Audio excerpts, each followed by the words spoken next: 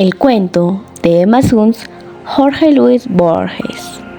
El 14 de enero de 1922, Emma Suns, al volver a la fábrica de tejidos Starbuck y Lowenthal, halló en el fondo del zaguán una carta fechada en el Brasil por la que supo que su padre había muerto. La engañaron a primera vista el sello y el sobre. Luego la inquietó la letra desconocida. 9-10 líneas borroneadas querían colmar la hoja.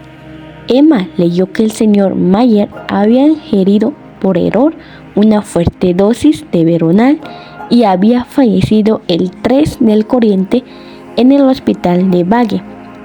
Un compañero de pensión de su padre firmaba la noticia, un tal Fein o Fine de Río Grande, que no podía saber que se dirigía a la hija del muerto.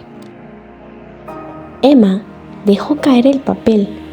Su primera impresión fue de malestar en el vientre y en las rodillas, luego de ciega culpa, de irrealidad, de frío, de temor. Luego quiso ya estar en el día siguiente. Acto continuó comprendiendo que esa voluntad era inútil, porque la muerte de su padre era lo único que había sucedido en el mundo y seguiría sucediendo sin fin. Recogió el papel y se fue a su cuarto. Furtivamente lo guardó en un cajón, como si de algún modo ya conociera los hechos ulteriores. Ya había empezado a vislumbrarlos, tal vez ya era lo que sería. En la creciente oscuridad, Emma lloró hasta el fin de aquel día del suicidio de Manuel Mayer, que en los antiguos días felices fue Emanuel Suns. Recordó veraneos en una chacra cerca de Gualeguay. Trató de recordar a su madre. Recordó la casita de Lanús que les remataron. Recordó los amarillos losanges de una ventana. Recordó el auto de prisión, el aprobio. Recordó los anónimos con el suelto sobre el desfalco del cajero. Recordó, pero eso jamás lo olvidaba, que su padre la última noche le había jurado que el ladrón era Lowenthal. Aaron Lowenthal, antes gerente de la fábrica y ahora uno de los dueños. Emma, desde 1916, guardaba el secreto. A nadie se lo había revelado, ni siquiera a su mejor amiga, Elsa Urstein. Quizás rehuía la profana incredulidad, quizás creía que el secreto era un vínculo entre ella y el ausente. Lowenthal no sabía que ella sabía. Emma Suns derivaba de ese hecho ínfimo un sentimiento de poder. No durmió aquella noche, y cuando la primera luz definió el rectángulo de la ventana, ya estaba perfecto su plan. Procuró que ese día, que le pareció interminable, fuera como los otros. Había en la fábrica rumores de huelga. Emma se declaró, como siempre, contra toda violencia. A las 6, concluido el trabajo, fue con Elsa a un club de mujeres que tiene gimnasio y pileta. Se inscribieron, tuvo que repetir y deletrear su nombre y su apellido. Tuvo que festejar las bromas vulgares que comentan la realización. Con Elsa y con la menor de las Cronfus discutió a qué cinematógrafo irían el domingo a la tarde. Luego se habló de novios y nadie esperó que Emma hablara.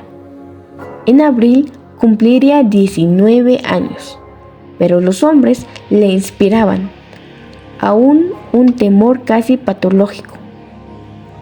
De vuelta, preparó una sopa de tapioco y unas legumbres. Comió temprano, se acostó y se obligó a dormir. Así, laborioso y trivial, pasó el viernes 15, la víspera. El sábado la impaciencia la despertó.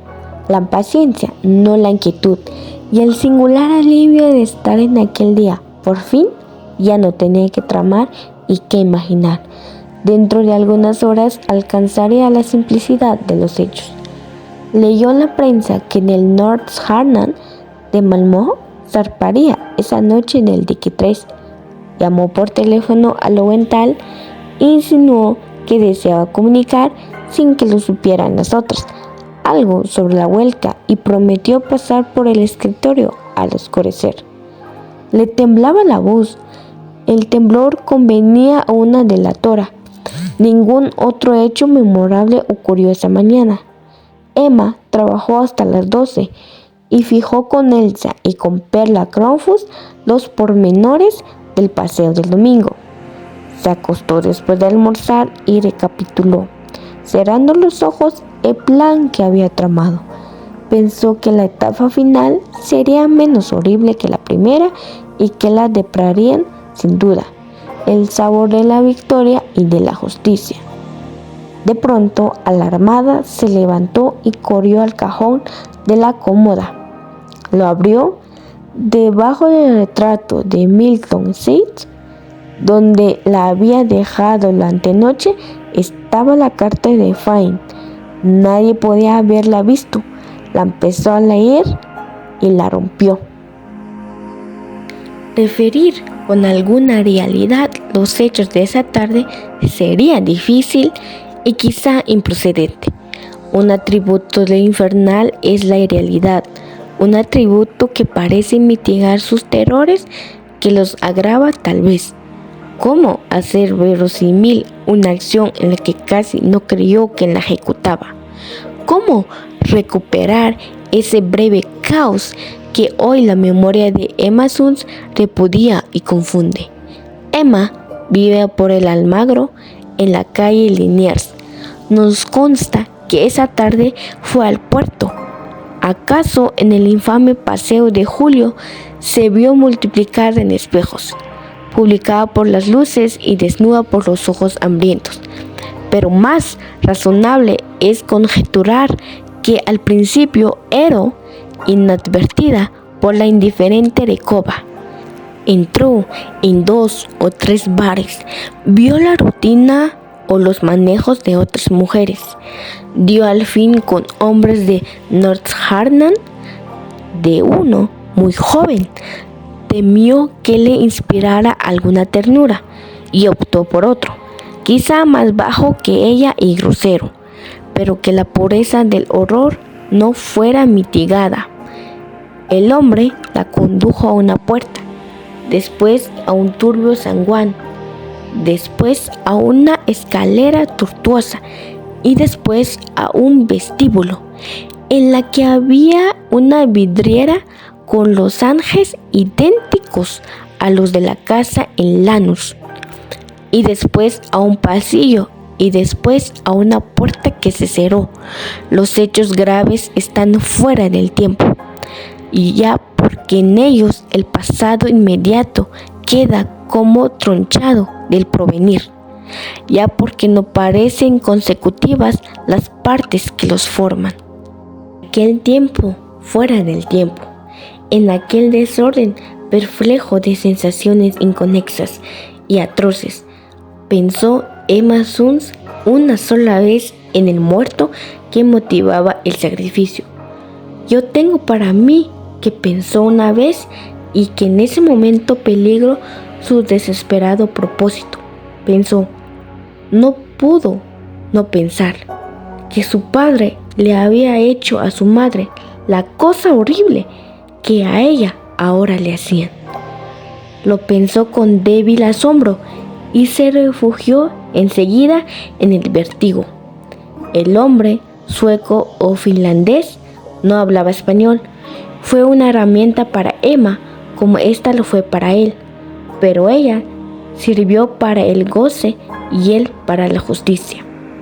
Cuando se quedó sola, Emma no abrió enseguida los ojos.